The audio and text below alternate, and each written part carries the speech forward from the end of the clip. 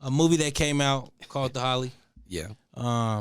In that movie, there were some things Terrence Roberts said or that depicted what y'all was doing in the community in Park Hill.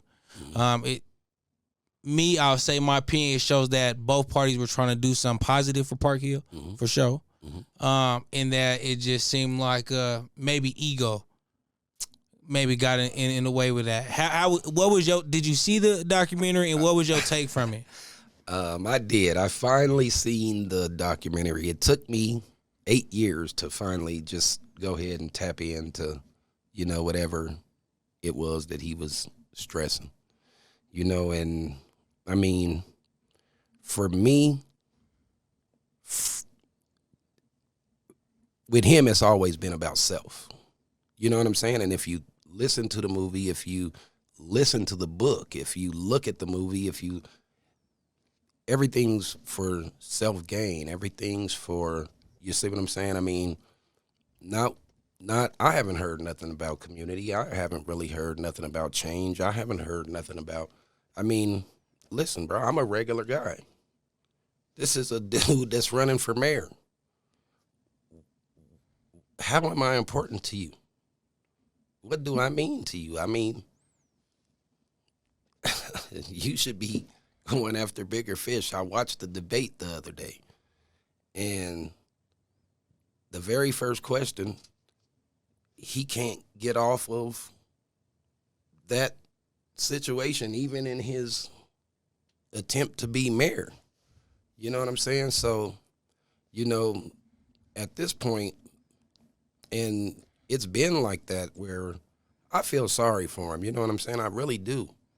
Because, since then, since that time, my life has changed so dramatically. My life is way different than that time. Mm-hmm. You know what I'm saying? I'm not an activist. I never even really was an activist. That wasn't my thing. You know what I'm saying? The whole thing behind it is when, I had a computer shop in the Holly. That's it. A computer store and a detail shop. I broke down computers, fixed them, and washed cars. That's it. You know what I'm saying? He had a program that was geared to help the youth, or, whatever it was designed to right. do. It whatever purpose that it was intended to serve, that's what it was there for. Right. You see what I'm saying? Mm-hmm. And so, at that time, I'm not feeling no animosity. I'm not feeling no sort of. So where would you say the disconnect came from?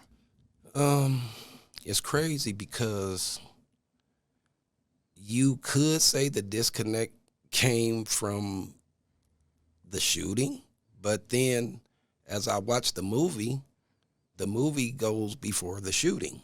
Correct. You see what I'm saying? Right. So now the question arises, how long have you been plotting this? How long have you been planning this? Is this your life's goal to, I don't, that's.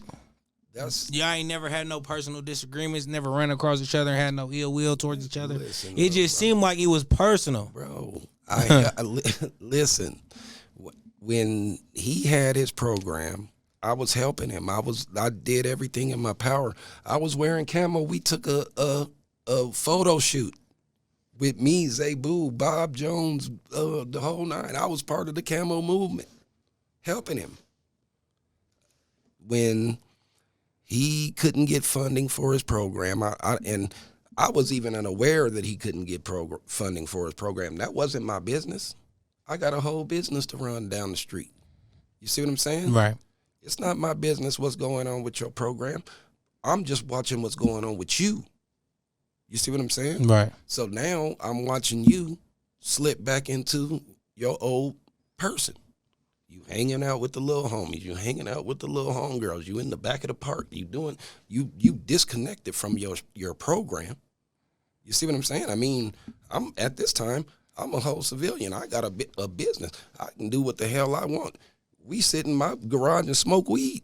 You're in there smoking weed. You see what I'm saying? So at that time, I'm not thinking that there's nothing. We homies at this time. You see what I'm saying? Right. So now we get to the movie. In the movie, he said some very, very crazy things and try to put a jacket on you. Yeah. Yeah. What's up with that, man? Like, why that jacket? Man, why that jacket, man? Why that jacket? That he could have did anything, man. But why that jacket? That's what I'm saying, man. I listen, little bro, and I should not even have to ever say this. I shouldn't even have to explain this. I shouldn't even never have to. Bro, my record speaks for itself. There's not a person on this earth that can say that I told on them about anything. Absolutely nothing. There's not a person in jail that can say I put them there. There's not a piece of paperwork that you can go and find and say that Carl Mckay wrote this statement about this individual and this. You see what I'm saying? An interview. None of that. None of that. My record's impeccable. Anytime I've ever got in trouble, I took it. Anytime I've ever had to go to the penitentiary, I done that. You see what I'm saying? Yeah.